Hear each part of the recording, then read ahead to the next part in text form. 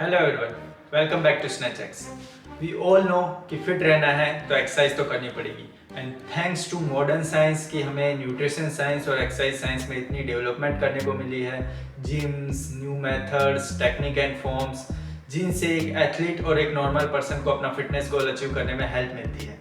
और इन्हीं मेथड्स में से कुछ इंपॉर्टेंट फैक्टर मैं आज आपके साथ शेयर करूंगा जिन्हें आप अपने वर्कआउट में इंप्लीमेंट करके अपने एक्सरसाइज की एफिशिएंसी को 100% कर सकते हैं। So let's start.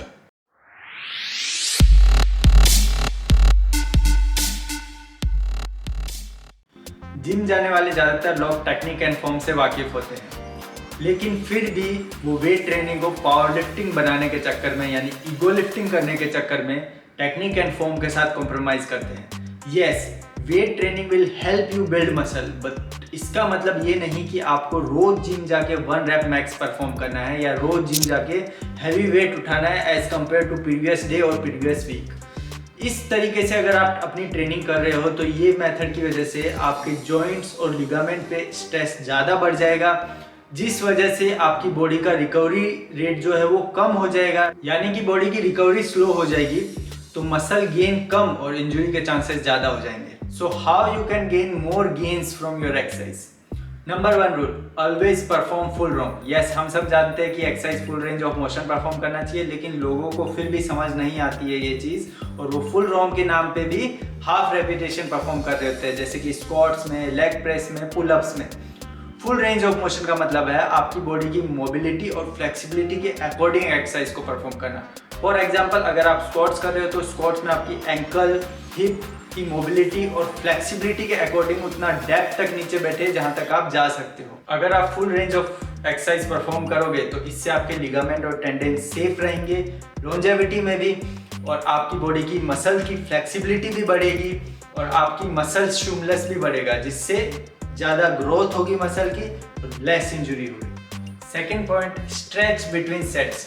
अगर आप किसी एक पर्टिकुलर मसल को ट्रेन कर रहे हो तो उसका एक सेट कंप्लीट होने के बाद उस मसल को नॉर्मली स्ट्रेच करें, तो इससे होगा ये आपका माइंड मसल कनेक्शन बढ़ेगा और नेक्स्ट सेट करने के लिए आप रेडी हो जाओगे उस मसल पे ही फोकस करके। Third point, contract the working muscle. For example, अगर आप अपने बाइसेप को ट्रेन कर रहे हो तो उसमें सिर्फ बाइसेप को कर्ल करने पे फोकस करने की बजाय जब आप वेट को ऊपर लेके आओगे तो अपने बाइसेप कॉन्ट्रैक्शन पे फोकस करो, तो इससे होगा ये वर्किंग मसल पे माइंड मसल कनेक्शन अच्छा बनेगा और आप सिर्फ उसी मसल को इन्वॉल्व करोगे, ना कि बॉडी के अदर पार्ट्स को ट्रेनिंग के दौरान। Fourth one, eccentric control. Eccentric movement breaks more fiber as compare to concentric movement, यानी कि जब भी आप वेट को ग्रेविटेशन फोर्स की तरफ लेके जाते हो तब आपको उसे कंट्रोल करना है। जब भी आप चेस्ट, शोल्डर, बैक, बाइसेप्स की एक्सरसाइज परफॉर्म करते हो तो उनमें आप सुपर इसेंट्रिक कंट्रोल मूवमेंट जो है as a super set perform कर सकते हो फॉर बेटर गेन्स।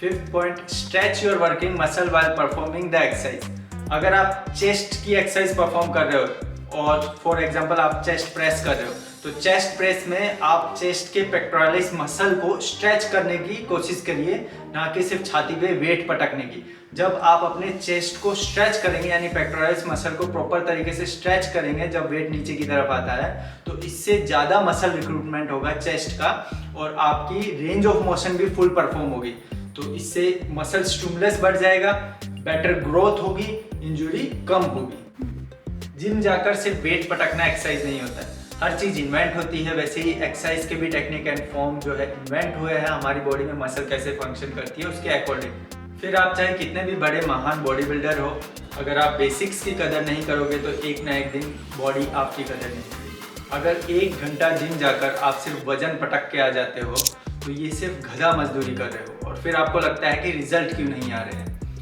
जिम में लोगों को जब बैक की, शोल्डर, रोटेटर कफ की इंजरीज होती है तो वो वेट ट्रेनिंग को दोष देते हैं, जबकि इंजरी किसी को कहीं भी हो सकती है, खास करके उन लोगों को जो अपनी ट्रेनिंग पैटर्न को गलत तरीके से करते हैं। तो इसमें गलती वेट ट्रेनिंग की नहीं, आपके ट्रेनिंग पैटर्न की है। सो डोंट बी गधा, बी स्मार्ट। और जो मेथड्स मैंने आपको बताया वो अपने ट्रेनिंग सेशन में अप्लाई करें, और आपका ट्रेनिंग सेशन कैसा रहा मुझे कमेंट में ज़रूर बताएं। Thank you for watching, keep watching, keep learning. SnatchX, we believe in fitness.